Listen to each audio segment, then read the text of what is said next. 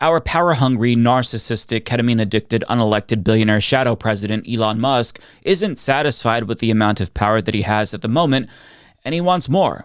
And if you'll recall, he spent nearly $300 million to buy the presidency and then quickly pivoted to the next branch of government that he wants to conquer, Congress. And he already captured control of half of Congress without spending a penny. As Alexander Bolton of The Hill reports, Republican senators are horrified at the prospect of facing a Musk-funded primary opponent. So just think about that. They all have fallen in line like good little stooges before he even spent a single penny. That is power. That is unreal. Getting an entire political party to bow down to you is a level of deference given only to dictators. And yet Elon Musk was able to do it like that with just the threat of funding primary opponents who don't go along with what he wants. Now, Richie Neal, the top Democrat on the House Ways and Means Committee, explained how insane it is for an entire party to just take marching orders from one billionaire in a speech on the House floor. Can you imagine what the next 2 years are going to be like if every time the Congress works its will and then there's a tweet or from an individual who has no official portfolio who threatens members on the Republican side with a primary and they succumb? Now, Elon Musk saw him make that comment and he realized then that, oh, I can't just buy one political party. I have to buy both of them. So he also announced that he'd bankroll primary challengers to Democrats as well, with Richie Neal being his first target, writing on Twitter, "Oh, forgot to mention that I'm also going to be funding moderate candidates in heavily Democratic districts so that the country can get rid of those who don't represent them, like this jackass." So even the Democrats who disobey him aren't safe, apparently, and this might explain why so many Democrats like Jared Moskowitz and Ro Khanna are on the Friends of DOGE list, because they're all terrified of this one man who could end their careers single-handedly. But just stop for a moment and think about the context here. He wants to fund a moderate Democrat to take down someone like Richie Neal, which implies that he actually thinks Richie Neal is some sort of a left-wing extremist when he's not. I can assure you he's not. Quite the contrary. Richie Neal is a centrist Democrat at best. So somebody who is a moderate compared to Richie, I mean, at least from Elon Musk's perspective, it would have to be somebody who's a straight up fascist, right? And it's not like Richie Neal is opposed to billionaire supremacy in American politics, because he's beholden to his own set of billionaire donors. The problem is that Elon Musk wants him and every other politician to be loyal to him alone. Just him. So Elon Musk has the Republican Party by the balls, and he's now committed to remaking the Democratic Party also in his own fascistic image too. And it's not like Democrats in these primaries, if he were to theoretically fund them, would be principled enough to reject his money, because they already willingly took Republican money through various proxies in the last election, one of them being AIPAC. And this one foreign lobbying group kicked out 2 progressive members of Congress and replace them with 2 right-wing genocide-supporting Democrats. So GOP money in Democratic Party primaries is already a problem, and since Hakeem Jeffries didn't stop the infiltration of Republican money in Democratic primaries during the last election by, punishing these corrupt Democrats who take that money, I think it's reasonable to assume that he's not going to do shit about Elon Musk if he actually does choose to bankroll even more Democrats. So if Elon Musk successfully ousts Democrats and replaces them with quote-unquote moderates, then over time, the effect will be a gradual shift to the right of the entire Democratic Party when they should be moving in the opposite direction. But one man is threatening to basically shift the entire Overton window in this country to the far right. And to be clear, Elon Musk isn't the only billionaire that we have to worry about. As Open Secrets reports, the last election broke records when it came to dark money, and this graph illustrates how money in politics exploded following the Supreme Court's Citizens United decision. And to be clear, this money isn't just being given to Republicans, it's also being given to Democrats as well. But, at least Democrats say that they want to get dark money out of politics, unlike Republicans, which I guess is good. But the problem is that that's completely insufficient in an age where billionaires are openly buying off politicians. The problem isn't dark money in politics. The problem is money in politics altogether. More transparency isn't going to fix shit.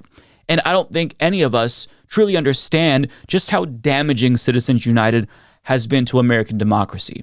Sure, I think most of us expected billionaires to flood elections with money, but I don't think anybody could have imagined a single billionaire usurping all other billionaires. Citizens United has basically created this competition among oligarchs to see who can get the most power in our government, and other billionaires resent the fact that Musk beat them all to it. Like, he is by far and away the most powerful billionaire in this country, and part of that has to do with the fact that, like, he's so rich that other billionaires are almost poor by comparison, but other billionaires are taking notice of the power grab that Elon Musk did, and Silicon Valley oligarchs in particular communicated how mad they were that they don't have this much power to House Democratic Party leader Hakeem Jeffries in a private meeting with them where he attempted to mend the fences with them, and a donor advisor explained that these billionaires were considering jumping ship to the Republican Party since Democrats never let them have as much power as Trump let Elon Musk have. Quote, these donors are also pissed watching former and current colleagues have unlimited unchecked power and getting richer off of this, and they're not. So Elon Musk single-handedly kicked off a competition with other billionaires by changing the standard, by gaining ultimate supremacy within the US government. And rather than telling these oligarchs to eat shit, Hakeem Jeffries kissed their asses and groveled at their feet like a cuck. Because we no longer live in a democracy. Like, it's gotten so bad that oligarchy seems almost preferable to whatever the fuck this is, where one billionaire has become the de facto dictator who's taken full control of 1.5 branches of government thus far. But, we haven't even touched on the third branch of government, which Musk has also set his sights on, the judiciary. So this is the one branch that is keeping his power in check, and he hates that. But in order to assume full control, of course, you've got to eradicate that threat as well, and that is exactly what he's planning to do. So he's called for the impeachment of judges who blocked DOGE. He's proposed, quote, the worst 1% of appointed judges, as determined by elected bodies, be fired every year to, quote, weed out the most corrupt and least competent. And it's ironic that he's going after these judges under the pretense of democracy when we know it's because they're a threat to his supremacy. I mean, think about it. If we subject judges to elections like politicians, this is going to give billionaires like Elon Musk the opportunity to buy them off. And the idea behind judges being appointed in the first place rather than elected is to insulate them from political influences on the bench, so that way they're not making decisions based on whether or not it's going to help them get elected. It's not a perfect system, I'll admit that. But I mean, if you put their jobs up to a vote, that gives billionaires like Elon Musk the opportunity to buy them off, which is something that he's already trying to do with the judges that can be elected. As the Milwaukee Journal-Sentinel reports, federal records show Building America's Future, an Elon Musk-backed dark money group, began buying TV time in Wisconsin on Monday. The ads are expected to be in support of conservative Supreme Court candidate Brad Schimmel, who is running against liberal Supreme Court candidate Susan Crawford in the high-stakes April 1st election. The conservative nonprofit has already purchased more than $670,000 of airtime for the next 2 weeks on TV stations throughout the state, according to the Federal Communications Commission. That includes $255,000 in the Milwaukee market, $136,000 in Madison, and $104,000 in Green Bay, plus lesser amounts in La Crosse and Wausau. In other words, he already bought the executive. He captured half of Congress without spending a single penny. Just the threat to primary incumbents was enough to get them to bend to his will. And now he's beginning his conquest into the judiciary as well. He is trying to take control of all 3 branches of our federal government. I mean, this is alarming, to put it mildly. And if he succeeds here, then within the span of just a couple of years, he could have dozens, if not hundreds, of minion judges across the country that let him get away with whatever the fuck he wants. I mean, he already is kind of untouchable as it is. He's unilaterally dismantling agencies that were regulating his companies as we speak, and he hasn't gone to jail yet. But I mean, if he has a bunch of puppet judges on his side too, then he'll virtually be unstoppable at that point and have long-term protection against lawsuits and regulatory threats, even when Trump is out of the picture.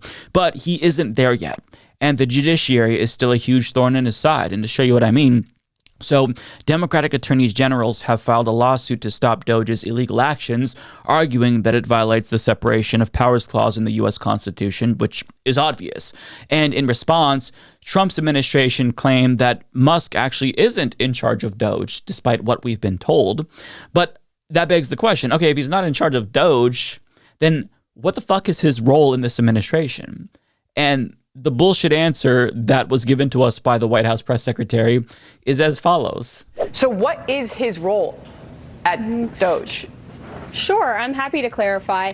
Elon Musk is a special government employee here at the White House, serving at the direction of the President of the United States, Donald Trump. Elon Musk has been tasked with overseeing DOGE on behalf of the President. And DOGE employees, DOGE folks have been onboarding at respective agencies across our federal bureaucracy as political appointees, just like any other political appointee gets on board with the new administration with the changing of hands, and those individuals are helping the secretaries at all of our agencies that have been nominated and confirmed by President Trump in the United States Senate to cut waste, fraud, and abuse at these respective agencies. So that's the way DOGE has been set up, and that's the way it will continue to operate. Okay, let me translate for those of you who don't speak politician. Elon Musk isn't technically in charge of DOGE because we want to shield him from legal culpability for all of the illegal shit that he's doing. See, if somebody ends up going to jail over all of this, then we're going to make sure that it's some low-level stooge, big balls maybe, and not the man himself, Elon Musk. That is what this is about. Because the actions of this rogue entity that we were told was in charge of, is incredibly illegal and unconstitutional. They are breaking so many laws, and they know it, which is why they're now lying. Like, you can't line item veto payments already appropriated by Congress. That is obviously unconstitutional, but he's doing that. Furthermore, you can't steal money from the banks of local governments, which is another thing that he's doing. As Brad Lander, New York City's comptroller, explained on Twitter, today it was my comptroller office that discovered that $80 million in already authorized, allocated, and paid federal aid was wiped from the city's bank account. Let's be crystal clear. This is highway robbery. Elon Musk, with no legal authority, illegally seized federal funds from New Yorkers. So basically, he's robbing banks now. He's stealing money out of bank accounts. He is quite literally taking money appropriated by Congress out of city bank accounts. He's not just canceling payments to them. He is taking the payments that were already dispersed out of their fucking bank accounts. If this were anyone else, they would be locked up forever. But since it's Elon Musk, he can get away with it. And if somebody is ever held accountable for this, it's not going to be him. That's what the Trump administration is making sure of. Now, on top of that, he's also forcing department heads out of their positions, especially if they refuse to let him access their sensitive data. He did this at the Treasury, and he just breached the Social Security Administration after the commissioner refused to let him in because that's our data. He has no right to it. And any of the civil servants who refuse to give DOGE access ends up resigning shortly after because they're being forced out for disobeying King Musk. It's an administrative coup, straight up. And all of this is fucking to say it's illegal just doesn't feel adequate. They're breaking so many laws. He should be hauled away by U.S. Marshals right now and imprisoned. But that's not happening. The Trump administration is covering his ass, favor for a favor. You help me get elected, then I let you do this. I let you ransack federal agencies and shield you from it. But I mean, this is why Musk is all of a sudden interested in the judiciary, because he knows that if he can buy off or intimidate judges, he's not going to have to worry about lawsuits or prison time for illegally seizing control of multiple fucking agencies. And the scary part is that he's trying to capture control of other governments around the world as we speak. I mean, he offered to bankroll the UK's far-right party, but they declined. They said they didn't want to take money, which, I mean, at least good for them for now for rejecting that. But he's also propping up the AfD party in Germany, which is a neo-Nazi party. He wants to install fascist stooges in governments around the world to serve him and his corporations. And as he comes closer to reaching trillionaire status, his ability to achieve that goal is becoming more realistic. So a decade from now, we may look back at this moment nostalgically, because by then, he could be as close as we've ever come to emperor of the world. That's what we're talking about here. And I'd be remiss to not touch on one more unofficial branch of government that he's also targeting, the media. Now, the media is in theory supposed to be an unofficial fourth branch of government. It acts as a check on the powerful. Unfortunately, the media these days just acts as stenographers to power more often than not. But as bad as it already is, Elon Musk is desperate to make it even worse. So, as you all know, He bought a massive social media company, Twitter, and now he's boosting his posts and censoring his critics, including journalists, and he's used his wealth to sue media companies into silence for criticizing him. Media Matters, for example, was forced to lay off multiple staffers to defend themselves in court after he chose to sue them because they published a report about the proliferation of hate speech on Twitter. And this is not the first time that he's done something like this. Rich people are throwing around money to silence critics. But when he's not threatening journalists with civil litigation, the rest of the media is responding by covering for him or doing straight up propaganda for him. To give you an example of what I mean, the Washington Post rejected a wraparound advertisement calling on Donald Trump to fire Elon Musk because apparently that's too beyond the pale. And CNN thought that it was a good idea to platform Republican Tim Burchett to defend Elon Musk's illegal actions at DOGE as if it's even debatable. And that went about as well as you'd expect it to go. But why don't you have those questions as a member of the Oversight Committee? If a Democratic administration was doing this, would you not be asking questions? And the questions are being asked, ma'am, but I want you to look at these. I'm not hearing them from you. Those are Japanese. Those are Japanese rifle that, guess what? My dad was 21 years old when he killed the people that carried that. You all don't question the fact that, you know, we these 22-year-old people are the ones that fight our dadgum wars, but yet there's a difference between else, members of the greatest generation going to war and risking their life to serve our country, and young staffers going in with their computers and trying to get access to personal data. There is a big difference, but I want to follow up here. I just want to follow up because I think this is an important question. You won't answer your own questions, ma'am. We've been covering at length salaries. Where the money is going to. No, you haven't. All y'all do is run down Elon Musk and Donald Trump, and you continuously do this, and that's why your ratings are in the tank, ma'am. All right, Congressman Tim Burchett, we're going to leave it there. I do appreciate your time coming on and having this conversation. Thank you very much. Hey, CNN, here's an idea. Why don't you stop inviting these charlatans on your show? You are never going to hypocrisy burn them. You can't shame the shameless. Just stop bringing them on your fucking shows. That time could have been spent talking to a constitutional scholar or a political scientist or an attorney general suing him. But you're platforming people who are defending the indefensible. And in platforming these goons, you're making it seem as if there's a debate to be had about whether or not his actions are illegal, when that's not debatable. They're illegal. But I mean, compared to Fox News, CNN looks like journalism par excellence, because Fox platforms Musk himself and lets him gaslight Americans with no pushback whatsoever. So let's listen. Now you're going to rescue astronauts. And now, and again, you do all of this.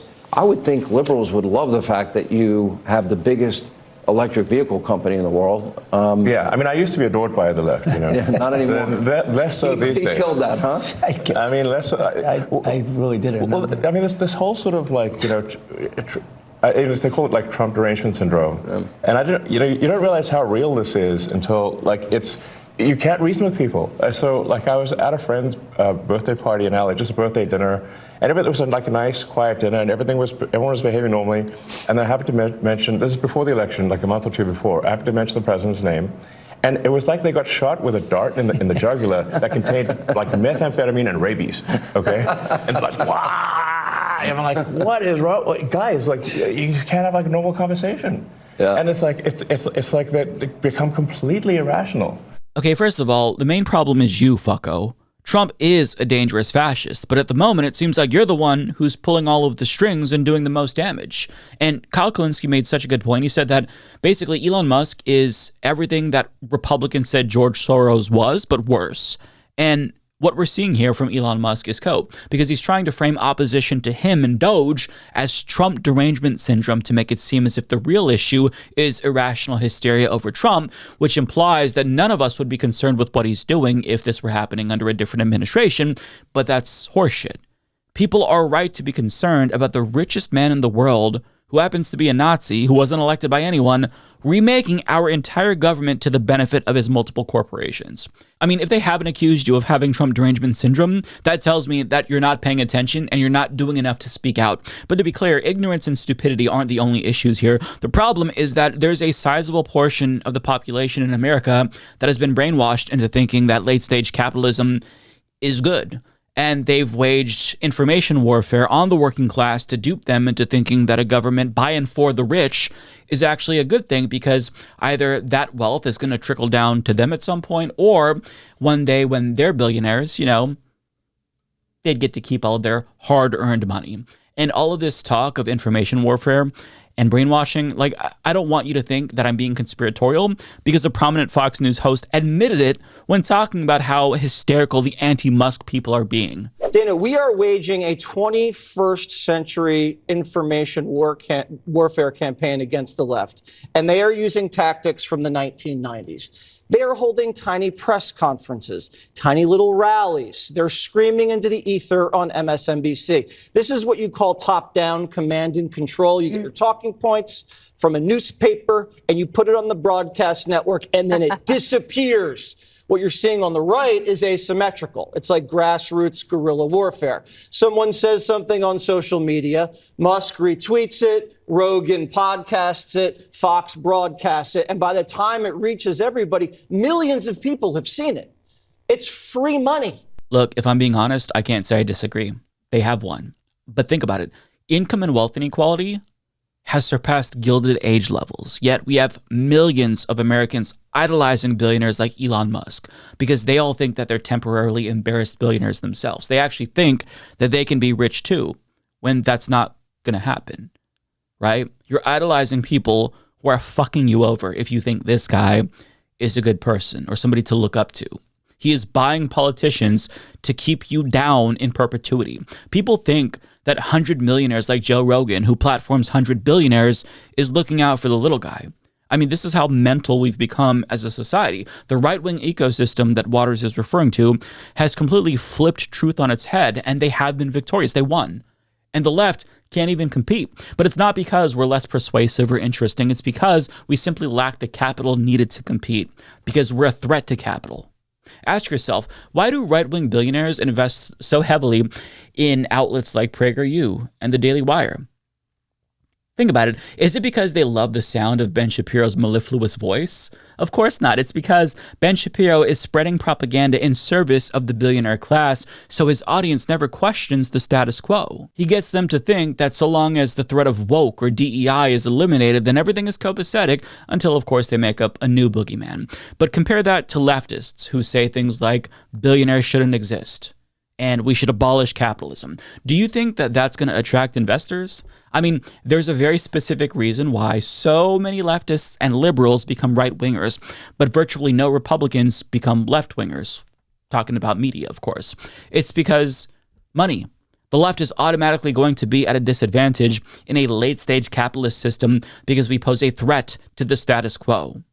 With that being said, Americans are starting to wake up slowly but surely. But I mean, it might be too late.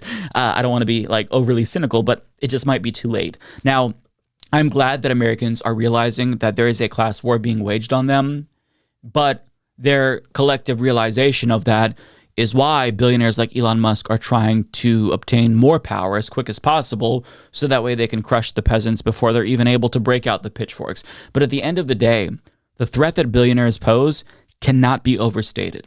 The world's richest man is trying to conquer our entire government and governments around the world in plain sight. And he is bound to obtain a level of power that is incomprehensible, more than he already has. This is truly an existential threat, and if we don't stop him, this man is on track to be fucking king of the world, where no government is going to be powerful enough to rein him in. And I honestly don't think this is something that can be stopped simply by voting, if I'm being honest. Make of that what you will. Woke mob. Woke mob. Woke ideology. Woke ideology. Woke ideology. Woke ideology. Woke ideology. Woke test. Woke ideology. Woke Olympics. Woke ideology. Woke ideology. Woke ideology. Woke ideology. Woke ideology. Woke ideology. Woke ideology. Weaponized wokery. Woke ideology.